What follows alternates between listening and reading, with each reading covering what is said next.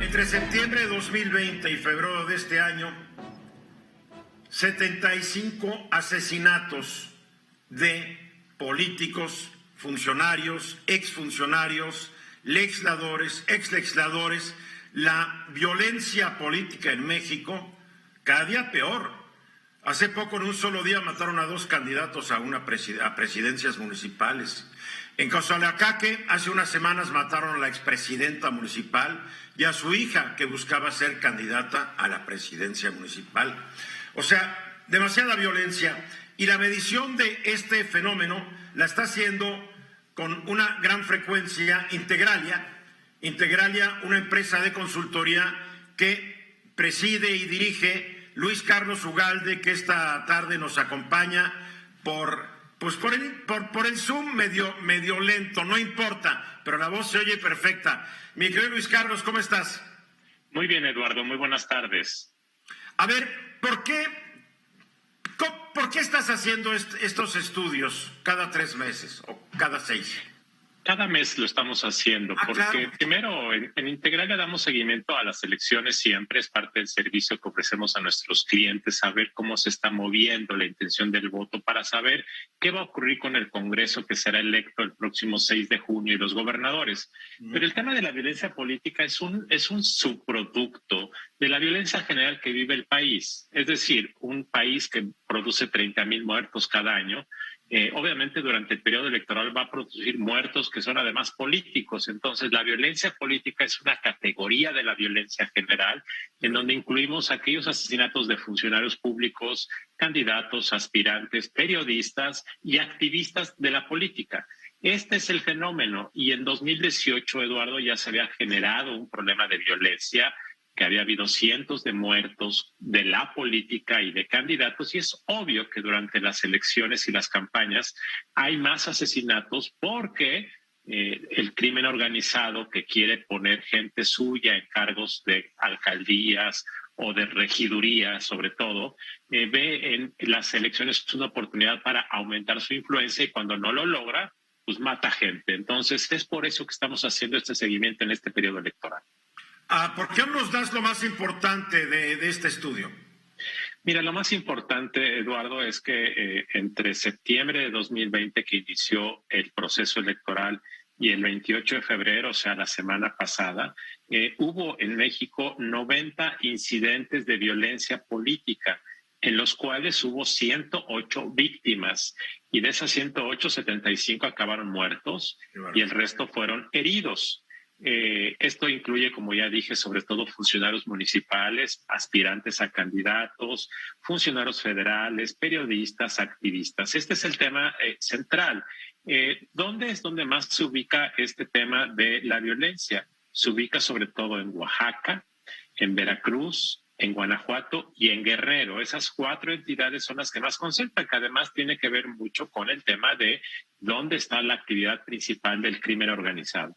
¿Por qué está ocurriendo esto? Por un problema más grave, que es el tema de que cada vez más, como la humedad, el crimen organizado está penetrando a gobiernos locales, a controlar sus nombramientos, a poner candidatos, a definir quién es el director de la policía, quién es el director de obra pública.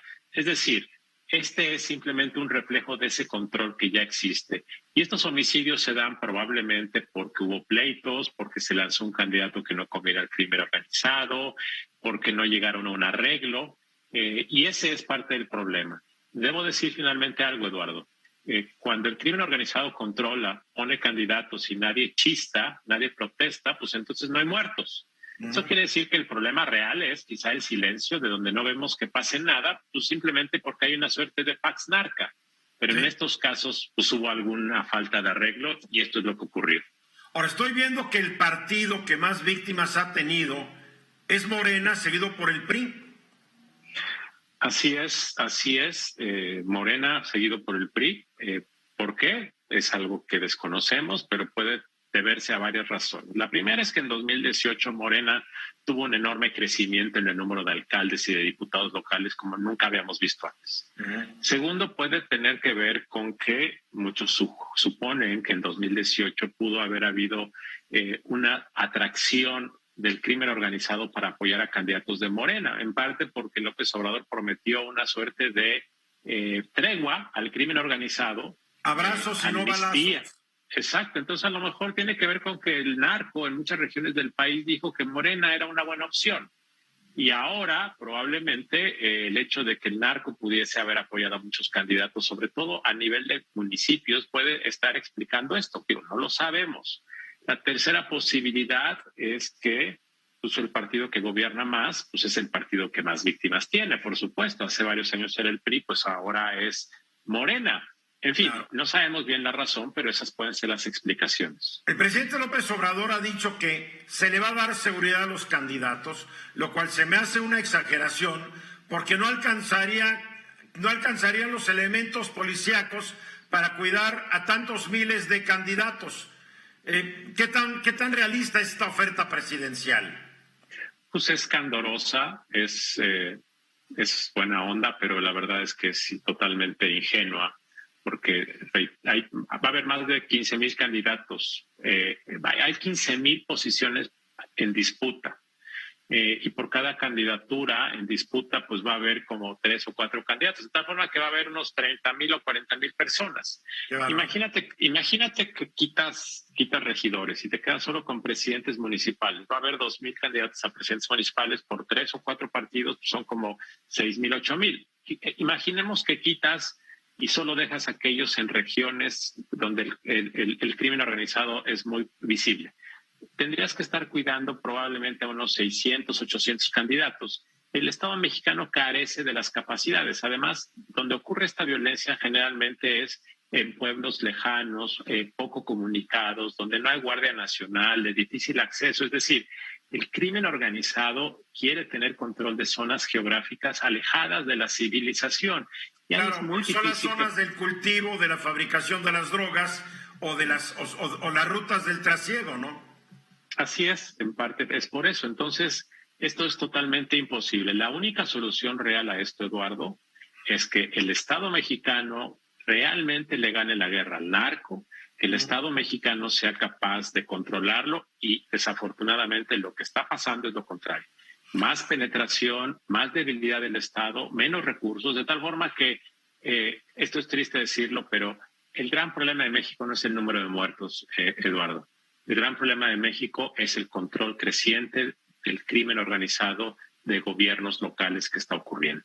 El Congreso está por aprobar el uso lúdico de la marihuana y el presidente dijo que se va a estudiar si también se legaliza el cultivo muy controlado de amapola. ¿Tú crees que esto contribuiría un poco a romper el negocio de estas bandas delincuenciales y privarlos de todo el dinero y de todas las tierras que necesitan para hacer su negocio?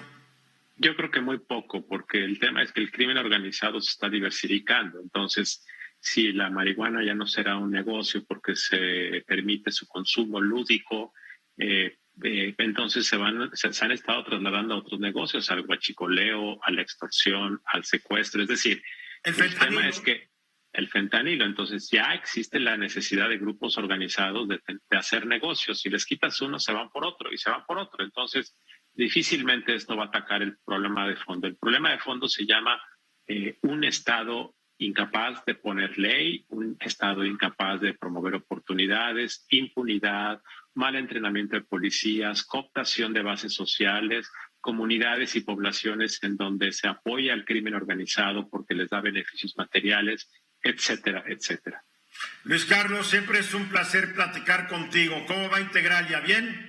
Integralia va bien, afortunadamente, Eduardo. La incertidumbre del país en la industria de las empresas de riesgo político, pues siempre hay más personas interesadas en tener requerimientos para saber por dónde navega el país, debido a que estamos en un momento de mucha incertidumbre. Y esa incertidumbre va a seguir desafortunadamente en los próximos años. Luis Carlos, te mando un abrazo, mil gracias y sigue cuidándote. Gracias, Eduardo. Buenas tardes. Buenas tardes. Esta fue una producción de Grupo Fórmula. Encuentra más contenido como este en radioformula.mx.